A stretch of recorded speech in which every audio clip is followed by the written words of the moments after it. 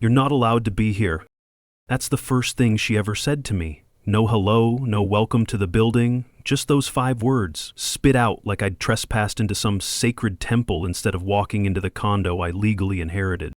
My name's Jordan Wolfe, and this story, it starts with a lie, ends with a public reckoning, and cuts straight through every ounce of dignity the HOA tried to strip from me. Before we go any further, drop a comment and let me know where you're watching from. And don't forget to subscribe, because if you've ever dealt with a petty HOA, you'll want to see how I turned their power trip into their downfall. Now, let's rewind. The condo wasn't just a piece of property. It was hers. My Aunt Camila Wolfe, a woman who practically raised me when my parents split. Every summer she'd have me over. I remember sitting with her on the green bench that faced the lake. She called it her thinking spot.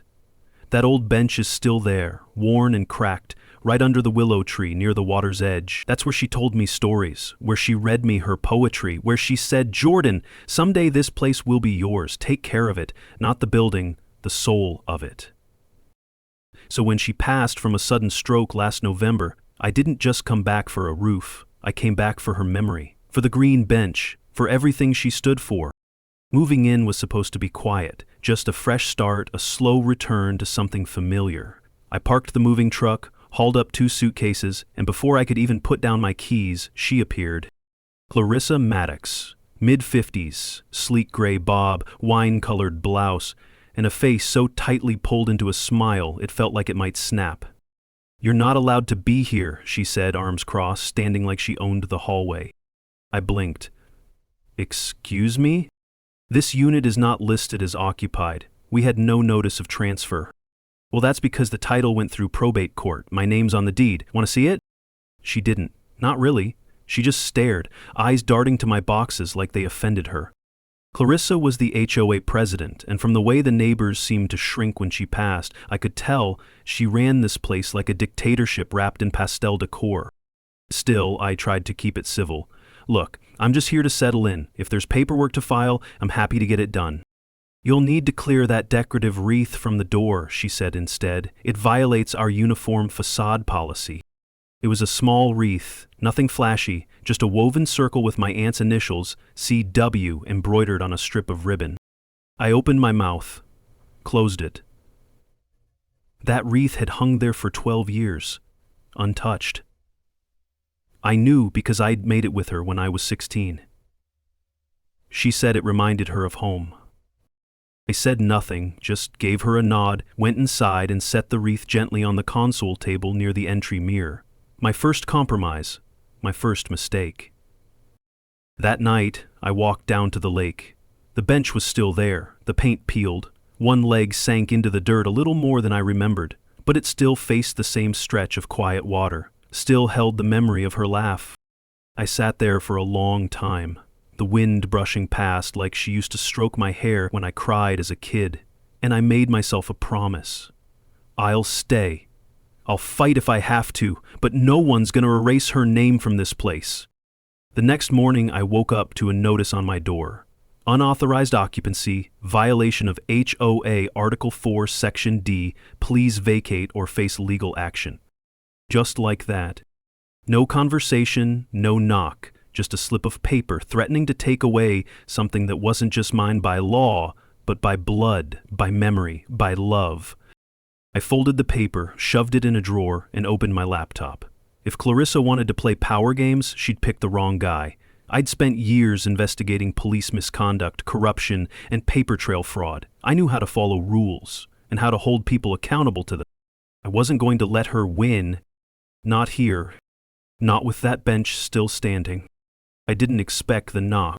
Not that early, not that loud. It was just after 7 a.m. when fists banged on my door like they were trying to break it down. I opened it half awake, still barefoot, expecting maybe another warning note or some ridiculous fine. Instead, I found 2 uniformed officers and Clarissa standing behind them with her arms crossed, like she was leading a military raid. "Mr. Wolfe?" the taller officer asked.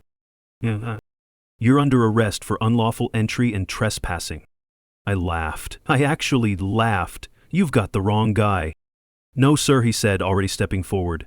"We have a formal complaint filed by the Homeowners Association president, Clarissa Maddox. She claims you're occupying the unit without authorization. I turned to Clarissa. Are you serious right now?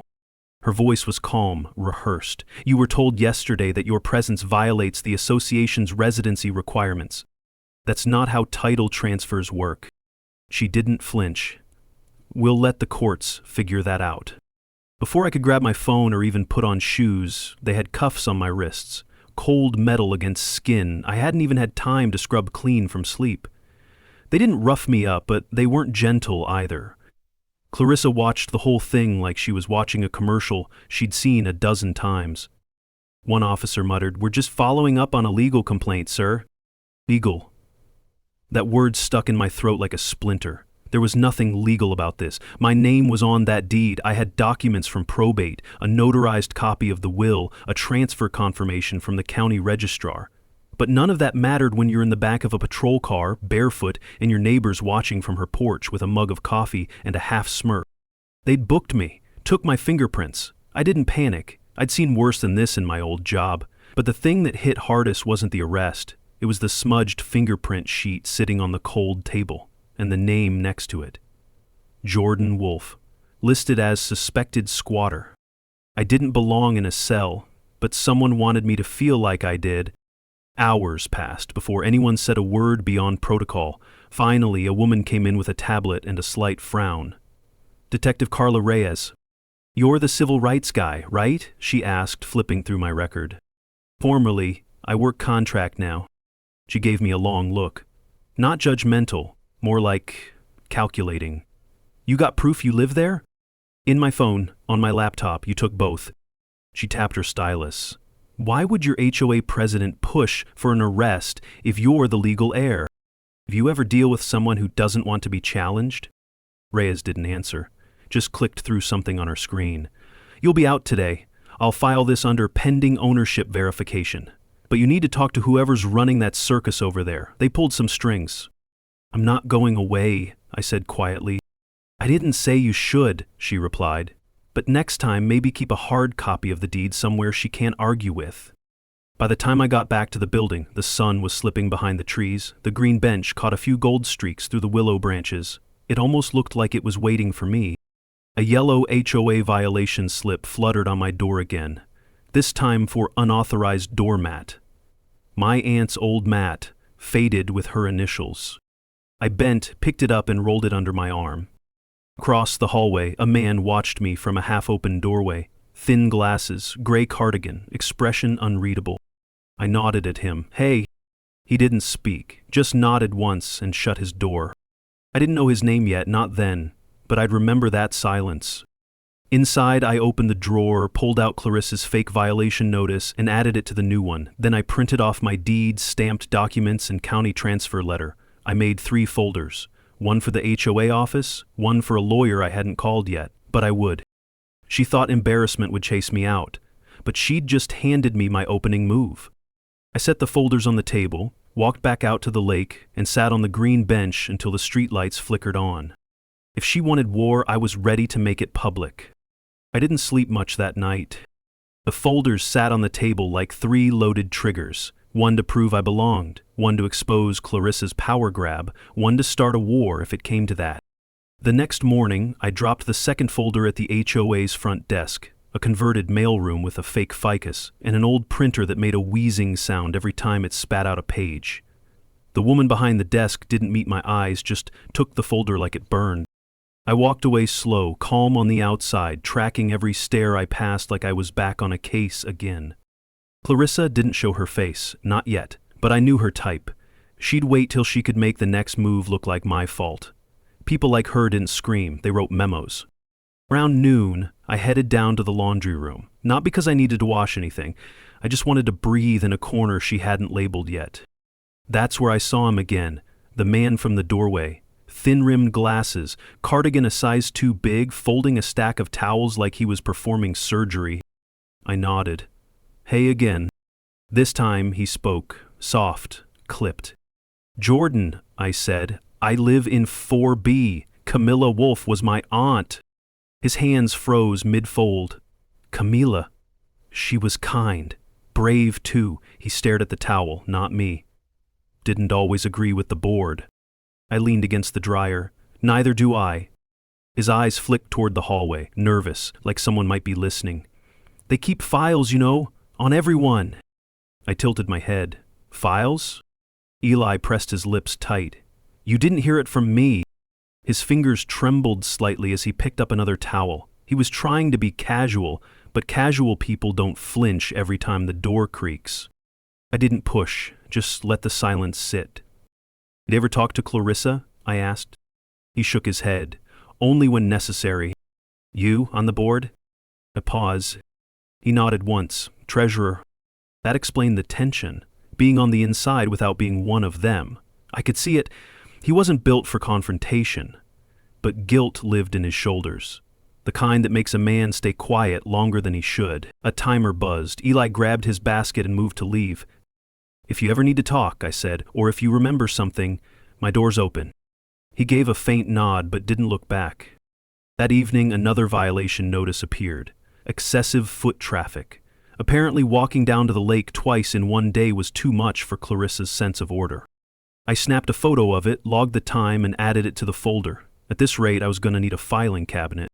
That night, I pulled out my aunt's old journals. There were dozens, leather-bound, date-tagged, some with photos tucked between pages. I opened one at random, May 2019. There it was. Clarissa called another emergency meeting. Voted to increase fines again. I tried to speak. They cut me off. Eli looked away. There it was again, Eli. Even back then, he'd been watching, and staying quiet. The next morning, I took the long way down, passing the community room where HOA meetings were held. A glass board outside had the schedule. Next meeting was in 2 days. Below it, names of all the current board members. Clarissa Maddox, President. Sheila Knott, Vice President. Eli Tran, Treasurer. I tapped his name on the board and muttered under my breath, "Let's see how long you can keep looking away." That afternoon, Clarissa finally reappeared. She cornered me by the mailbox, voice all honey and ice. "I heard you've been filing complaints." I smiled. "More like documenting. I've got a thing for accuracy." She tilted her head. "You're new here, Mr. Wolf. It might help to observe how things are done before jumping to conclusions." "Oh, I've observed," I said, holding up the latest violation slip, "and it's fascinating. Really, like a textbook case." "Of what?" I stepped closer, not threatening, just enough to make her blink. "Of someone misusing authority to silence people who can't fight back." Her smile faltered for half a second, just a crack, but it was enough. I'd seen it before, in courtrooms, on city council panels. That slip where the mask gets heavy. "You'll find," she said, regaining her composure, "we take our rules very seriously." "So do I." She walked off, heels clicking like a metronome trying to stay in rhythm. But it was offbeat now, just a little. And I wasn't walking away. Let me know in the comments, have you ever had to deal with an HOA that went too far? Or maybe you've seen someone get targeted for no good reason? Drop your story below, and if you're new here, hit that subscribe button so you don't miss how this one unfolds. Trust me, it gets wilder. Clarissa didn't show her teeth when she smiled anymore. That was the only tell I needed. Her face still bent into the same practiced curve, but the upper lip didn't lift. It was a smile with the engine shut off. I passed her 2 more times that week. Once in the elevator, once outside near the mailboxes. Both times, she gave me that hollow little curve and didn't say a word. But the HOA did. The first notice came on Tuesday. Violation, planter box unapproved. The second, Thursday, laundry room access outside posted hours. And Friday, my favorite, violation, window treatment non-compliant. Apparently beige curtains weren't beige enough. Each notice was typed, precise, not a comma out of place, like she wanted the paper itself to sound like it was above me.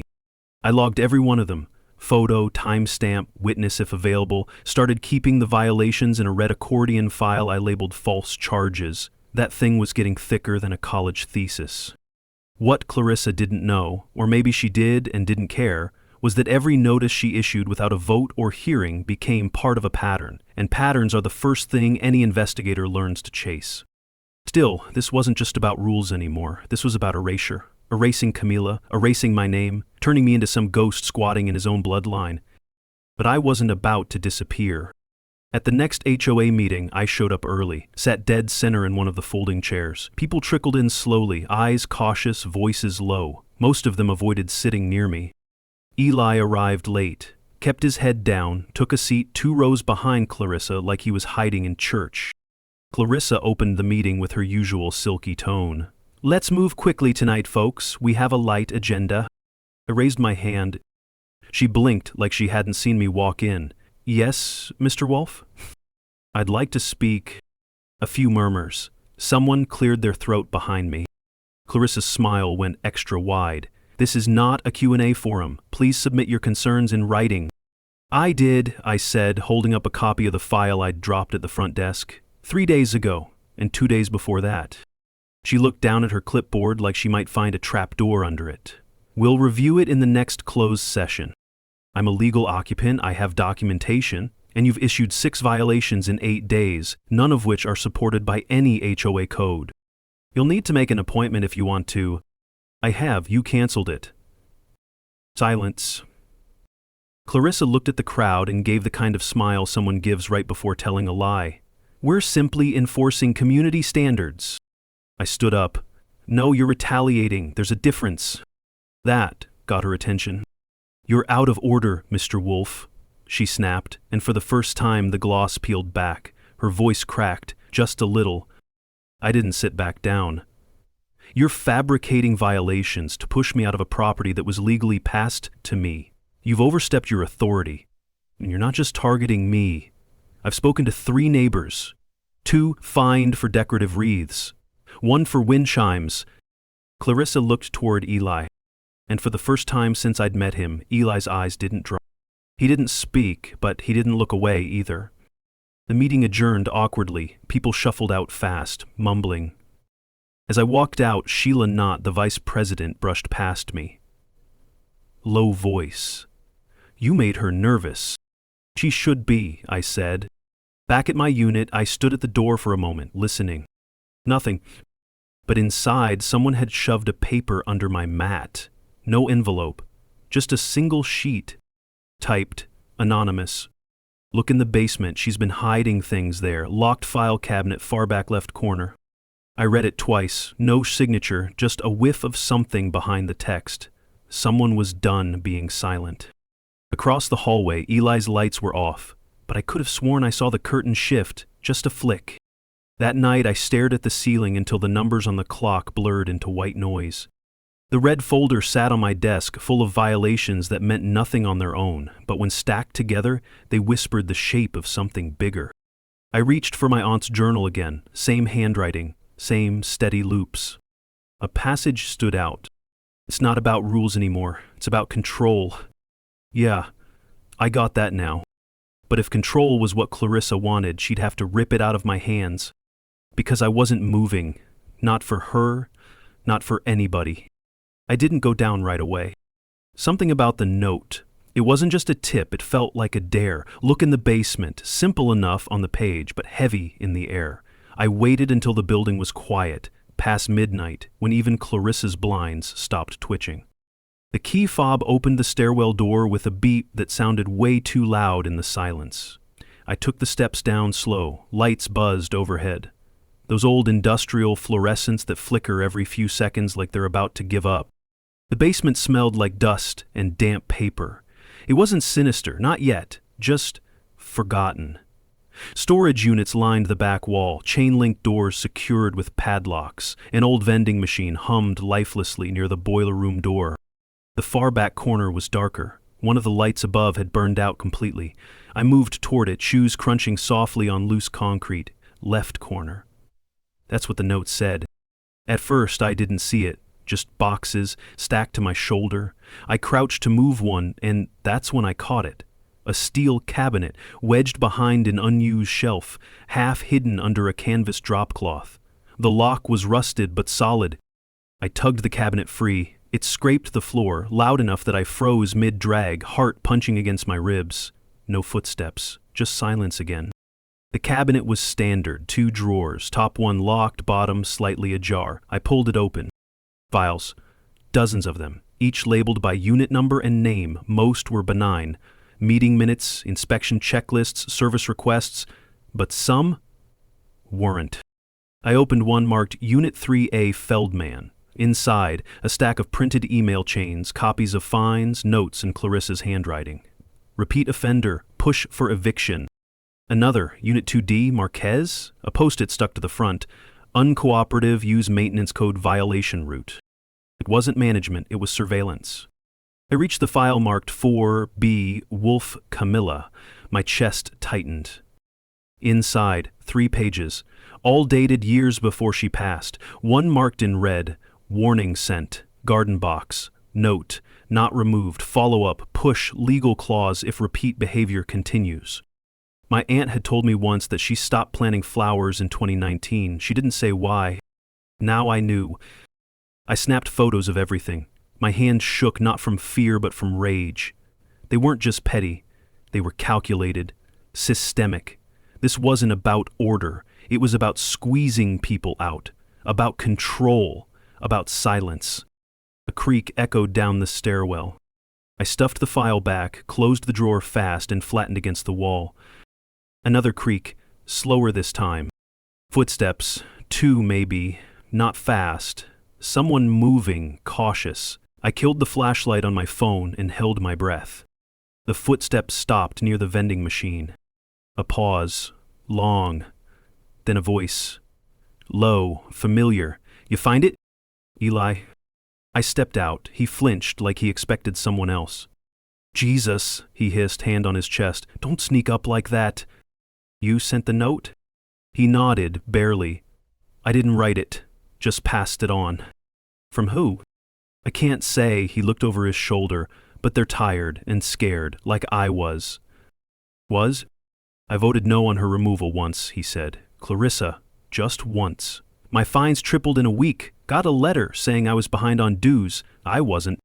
That's blackmail. She doesn't see it that way, Eli said, voice tight. To her, it's maintenance. She thinks order is justice. He's going to destroy people.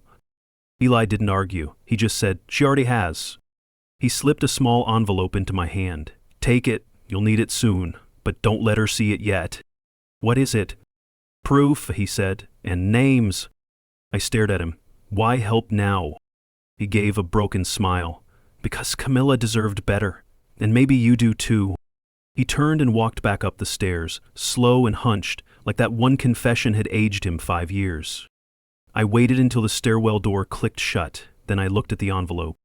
Inside, copies of 3 checks, all signed by Clarissa Maddox, all made out to a contractor that didn't exist in the building registry. Each one marked emergency exterior work, approved by board. The board never voted on emergency work. I knew that from the bylaws. She was funneling money, real money. Now I had something real, something sharp, and I wasn't letting go. I didn't sleep after the basement. The envelope with Clarissa's check sat on my desk like it was breathing.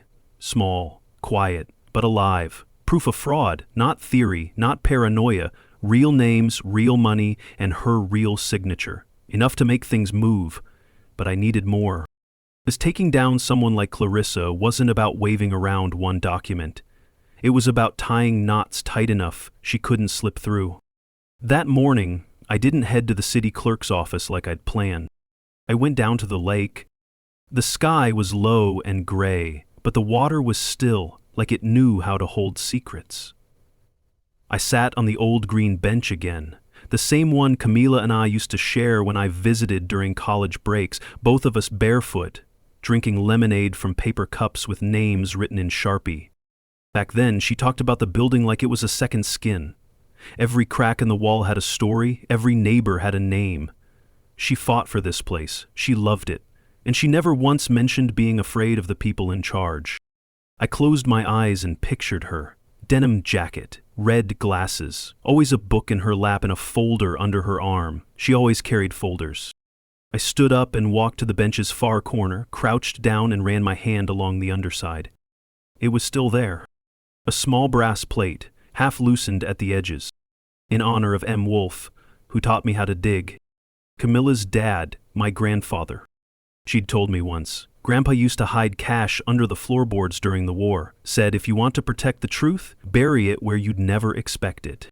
That sentence hit different now. I jogged back to the unit, heart in my throat. The journals weren't where I'd left them. I dug through 2 drawers before I realized I'd misfiled them behind a stack of HOA newsletters. The May 2020 entry nearly leapt off the page. If anything happens, I left the files behind the radiator, the old one in the laundry room next to the supply closet. Clarissa wouldn't look there, she hates the lint. That was Camila. I was down the hall in less than a minute. The laundry room smelled like warm detergent and dust. I moved past the washers and crouched near the radiator. It buzzed faintly with heat. A section of baseboard behind it was cracked. I pulled gently. Thin, dust-coated envelopes fell out. 6 of them. Inside, signed HOA minutes from 2020 through 2022. Not the official copies Clarissa filed in the public record, but drafts. And these ones didn't match. Clarissa's version of a 2021 vote showed unanimous approval for a landscape contract. But here, in Camila's handwritten notes, Sheila had voted no. Eli had abstained. More importantly, the contractor's name didn't match either. Different company, different EIN. One was real, one was a shell. I took photos of every page, backed them up twice, and made hard copies. I even uploaded one set to cloud storage under a folder labeled Dog Photos, because subtlety had become survival. I stared at the notes until my head throbbed. Camila had known. She'd known what Clarissa was doing, and she'd tried to stop it. The worst part? No one listened. They let her get bulldozed by fines and noise complaints and anonymous votes until she just gave up. That's what made this personal. She hadn't just left me a condo. She'd left a fight she didn't get to finish. Around 5 p.m., I spotted Eli in the courtyard. He was watering a pot of dead basil with a look that said he wasn't expecting results. "You left the drafts," I said, not a question.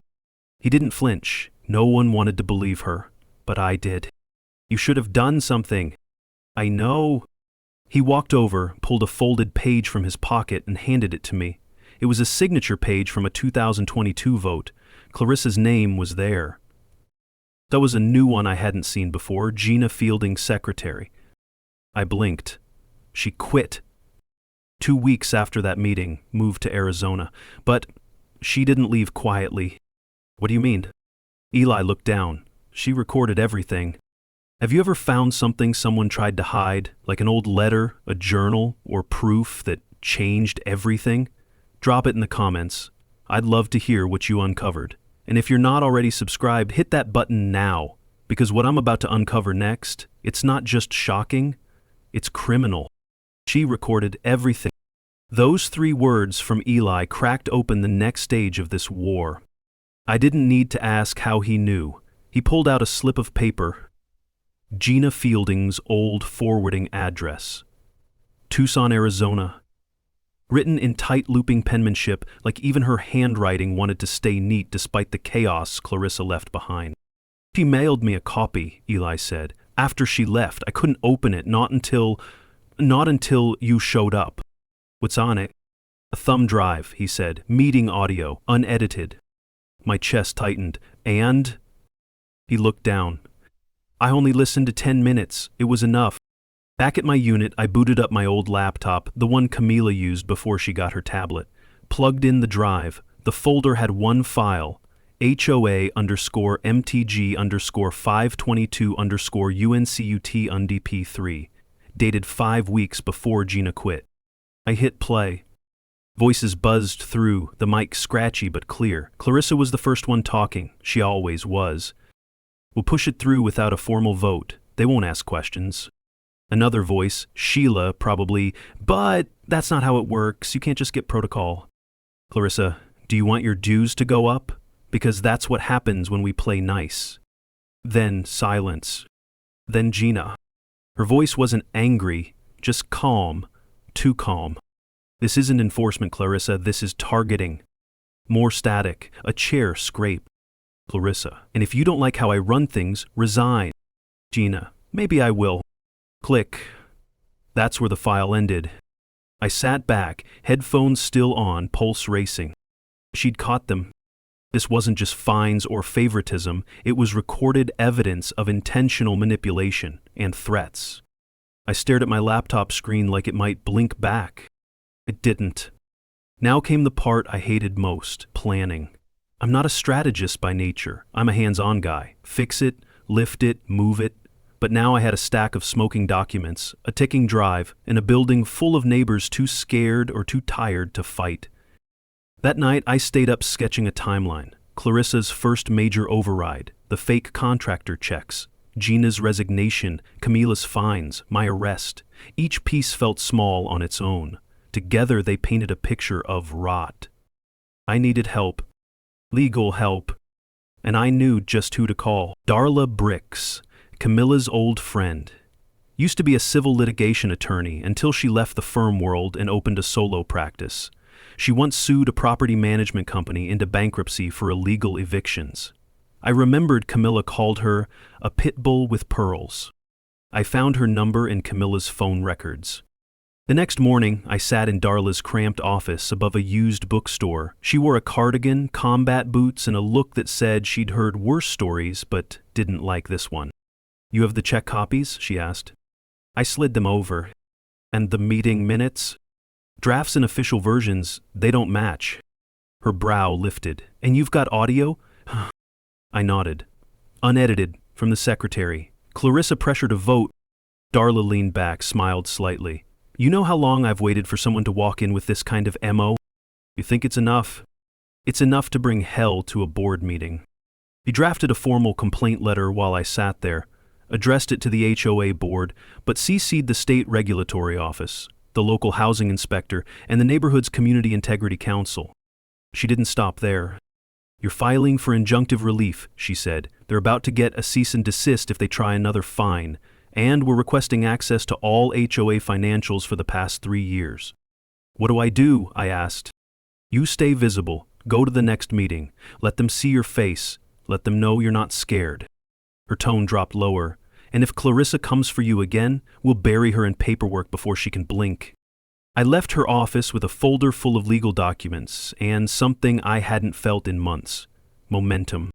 But I wasn't done. Not yet. Back at the condo, I walked straight to the bench by the lake. Same spot, same crooked brass plaque. I sat there in silence for a while, watching the ducks drift across the water like nothing had changed. But everything had. Camila had tried to warn them, Gina had tried to stop her, and now I carried the final thread. I wasn't just defending my name anymore. I was finishing something they started. And I was going to do it loud enough that Clarissa couldn't bury it, no matter how many fake fines or phony minutes she filed. The next HOA meeting was in 5 days. I planned to blow it wide open. But I couldn't go in swinging without bait. Clarissa didn't break under pressure, she doubled down. What I needed wasn't just evidence. I needed her to out herself in front of witnesses. That meant control, timing, traps. Darla gave me the first tool, a discreet lapel mic. "Wear it everywhere until this ends," she said. "Every word she says is potential gold." I started small. I knew Clarissa took her morning walks around the East Path, 7 a.m. sharp, earbuds in, latte balanced like a crown. I adjusted my own routine to intercept her. "Day 1, she ignored me. "Day 2, I said good morning. She squinted and walked faster. "Day 3? "Clarissa," I said, pacing beside her as she stomped down the gravel, "you really think no one's going to notice what you've been up to?" She stopped dead, pulled out an earbud. "You have no idea who you're messing with." "That's the problem," I said. "I do." She leaned in too close and hissed, "Back down, Jordan, or I'll have you dragged out again." I smiled, polite.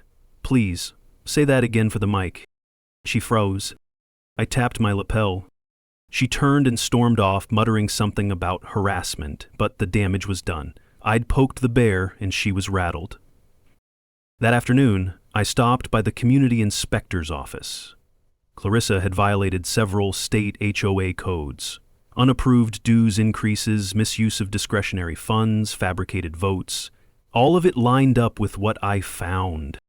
I walked into the municipal building with a folder of documents and walked out with a scheduled review for the board's budget history. That review was set for 2 days after the next meeting. All I had to do was keep the trap alive until then. Back at the condo, I caught Eli watering his half-dead basil again.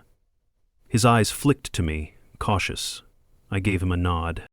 It's happening, I said. I just need one more thing. He hesitated, then motioned me closer. There's one person you haven't talked to. Who? Sheila. The treasurer? He nodded. She's afraid. But she knows, and if you get her on record, it's over. Well, would she talk now? He looked down at his hands. Because she was Gina's best friend, they stopped talking after she quit. Yo? No, he said softly. Shame. I found Sheila outside her unit an hour later, sweeping her porch with more aggression than necessary. I waited until she glanced up. Sheila, can I talk to you? Her eyes flicked left, then right. She sighed. Make it quick. Inside, her living room smelled like lemon oil and tension. I didn't bother pretending.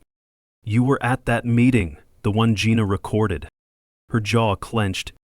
I have the audio, I said, and I have copies of those fake checks Clarissa signed. I know you didn't vote yes. She stared at the floor.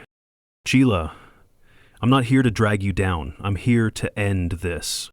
She looked up, finally. You think one meeting changes everything? No, but one confession might. I slid my phone across the table, already recording. She didn't flinch. Sheila pushed votes through, Sheila said, voice tight. Pressured us.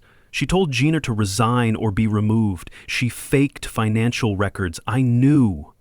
I just didn't stop her. Well, not. She knew things. About me. My husband's bankruptcy. Things she could use. And she would. That was enough. I stopped the recording. Sheila, I said gently, you can help fix it. She swallowed hard. What do you need? Stand with me at the meeting. Just be there.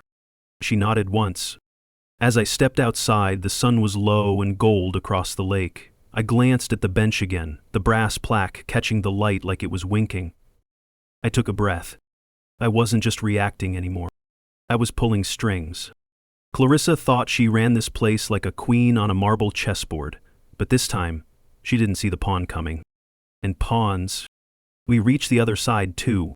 The day before the HOA meeting, the whole building felt tighter. Not tense like a fight, more like the air was holding its breath. Neighbors I barely knew suddenly nodded at me in the hallway. A couple left handwritten notes under my door. Good luck. About time someone did something. One just said, watching. Clarissa must have felt it too because she sent out an email blast that morning titled, Reminders for Tomorrow's Community Meeting. Respect, Order, and Civility. Respect? From the woman who told a grieving niece she was lucky to inherit? I printed that email. It was going in my folder. That folder, man, it was thick now. Copies of the check trail, discrepancies in vote logs, Gina's audio recording, Sheila's signed statement. The inspection order from the city, tucked in a bright yellow envelope like a warning flare. It was almost too much to carry in one hand, which, honestly, felt appropriate. Around noon, I met with Darla again. We sat on the cafe patio, just out of view from the main lobby. She brought 2 copies of everything. One for me to read, one for the HOA board to choke on. You think she'll show? I asked. That, Clarissa? Absolutely. Narcissists don't skip stages.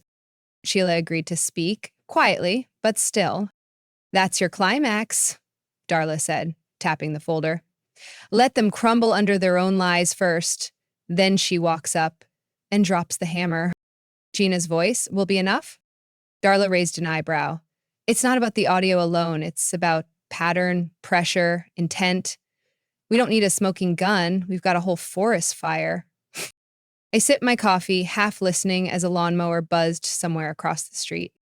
What if she flips it, claims harassment, or says I faked the docs? Darla smiled without teeth. She will. That's why we brought receipts.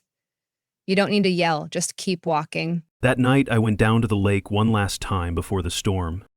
The bench waited like it always had. Only this time, I didn't sit down. I just stood there, looking across the water, and whispered, Tomorrow, Camila. It ends. My phone buzzed in my pocket. Sheila, I'm in, but I want you to say it first, out loud. M.E. Clarissa manipulated the board, falsified votes, and retaliated against members. Sheila, then I'll see you tomorrow. I stared at her message, not quite smiling, not crying either. Just. The next morning felt too quiet. I got up early, shaved, and put on the blazer Camila once bought me when I got my first real job. Still fit. Mostly. She said it made me look like someone who couldn't be dismissed. I left the mic running. I walked into the community room 10 minutes early. Clarissa was already there, standing near the coffee urn, laughing with two board members like nothing in the world could touch her. She wore a cream pantsuit and pearls. Of course she did, and didn't even glance my way. The seat started filling up, fast. More people than usual. Word must have spread. Eli slipped in, Sheila too, sitting near the back with sunglasses on and her purse clenched like it might bolt. Darla walked in 5 minutes before it started, calm as a chess master. She took the corner seat near the emergency exit and just nodded at me once. Clarissa clapped her hands, chipper as ever. "Let's begin, everyone!" She didn't know what was coming. She had no idea the room was full of people who knew. No idea how loud silence could get when truth was about to speak.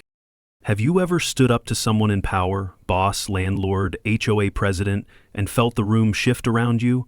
Drop your story in the comments. And if you're not already following, hit subscribe now, because when Clarissa opens her mouth next, she has no idea. Clarissa tapped her clipboard twice and flashed that practiced, teeth-tight smile. "Let's begin with community concerns," she said, like she hadn't just spent 6 months ruling the place like a home-owning dictator. No one moved. Not at first. And then I stood. The mic I wore was still live. The tiny red LED blinked like a heartbeat beneath my collar. "I've got a concern," I said, walking toward the front. Clarissa stiffened. The other board members shifted in their chairs like they already knew where this was going but were praying they were wrong. "I've got a concern about how this board is being run and about how votes are being recorded that never happened." Murmurs rippled through the crowd. Not outrage yet, but curiosity, sharp and getting louder.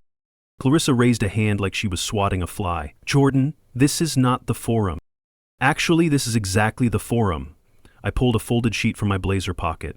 "According to Article 4, Section 3 of the HOA bylaws, members may present formal challenges during community meetings when governance violations are suspected. This is that moment." Darla sat still in the corner, arms crossed, watching like a hawk waiting for the first drop of blood. Clarissa forced a chuckle. "Jordan, honey, if you have concerns, you can email them. This isn't—" "I have documentation," I said louder, cutting through her gloss. "Evidence of forged votes, financial misconduct, and board intimidation." She opened her mouth again, but the crowd, finally, started leaning in. I held up Gina's drive. His audio, taken at a board meeting 5 weeks before Gina Fielding resigned. It captures Clarissa bypassing a vote, pressuring dissent, and silencing anyone who questioned her methods. Clarissa's smile fell, the mask cracked. "Do you have permission to play that?" she snapped. "I do," came a voice from the back. "Sheila." She stood slowly, took off her sunglasses. Her eyes were glassy, but her voice didn't waver. "I was there. And everything he's saying? It happened." You could feel the air change. Eli coughed into his hand, maybe to cover the sudden silence, or maybe because it was the only sound he could safely make. Clarissa tried to laugh again, but it came out dry. "I'm sorry, are we just throwing around accusations now? Are we really entertaining fantasies from disgruntled tenants and washed-up board members?" "I have the check records, too," I said, dropping them on the table beside her. 5 payments to Peak Vista Solutions. Not a registered contractor. And the signatures? Not from the treasurer. She glanced down, then up. "You stole those. They legally, and they match the vote logs that Sheila and Gina refused to sign." More papers, another folder. And then I brought out the yellow envelope. "This is a formal notice from the community inspector's office. Your entire financial history is being audited, and your leadership conduct is under review." Someone in the crowd actually gasped, not kidding. Clarissa finally stopped talking. For 10 full seconds, she just stood there, blinking. Then she did what I expected. She went for outrage. "This is harassment. You're trying to smear me with half-truth and lies, and you'll regret this, Jordan." I stepped forward, slow, steady. "No, Clarissa. What you're feeling right now? That's accountability. And the rest of us, we've been waiting for it. She turned to the board. You're not really going to let this circus continue, are you?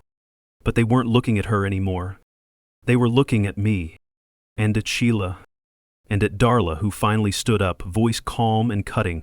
The board will now vote on a motion to suspend President Clarissa Woodridge pending investigation. Clarissa sputtered, hands clenched at her sides. And just like that, for the first time in months, she wasn't in control.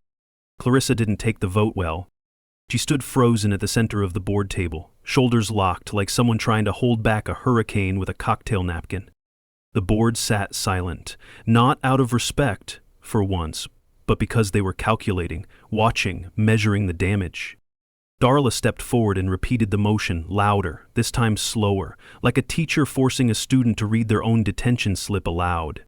A motion has been made to suspend Clarissa Woodridge as HOA president, effective immediately pending investigation. All in favor? Hands rose. First Kyle, the youngest board member, the one Clarissa always interrupted. Then Karen Ng, who had served on the board longer than anyone and never spoke above a whisper. And finally, Omar, the treasurer with the nervous cough. His hand didn't rise as much as float, like it didn't quite believe what it was doing. Clarissa's mouth hung open. You can't be serious, she snapped. This is mutiny. You don't have the authority. It's in the bylaws, Darla said, crisp as cold air. And you signed them, remember? She turned to Sheila. As the former treasurer, do you have anything further to add? Sheila's voice was barely a murmur, but in that quiet room it carried. She bullied us, threatened some of us, falsified signatures, and when Gina tried to stop it, she destroyed her reputation. I should have spoken up sooner. Clarissa wheeled on her. You coward, you're only doing this because he cornered you. No, Sheila said. I'm doing it because I finally looked at myself and didn't like what I saw. The room didn't cheer. It didn't need to. It just shifted. Away from Clarissa, away from the fear she used to control everything. Someone in the back stood up. Mr. Calhoun, 80, ex-military, never said a word unless the coffee was cold. It's about damn time, he said. That cracked it, a slow ripple of nods, murmurs. You could feel the power leaving her, like watching a balloon deflate without the squeak. Clarissa tried to recover. She pulled out her phone like it was a badge and waved it in the air. You're going to hear from my attorney, every single one of you. No doubt, I said, stepping forward. But first, you'll be hearing from the city. I pulled out the yellow envelope and handed it to Darla. This is a notice of audit. Starting next week, all financial and voting records from the last 18 months are under investigation, and any further obstruction will be considered tampering.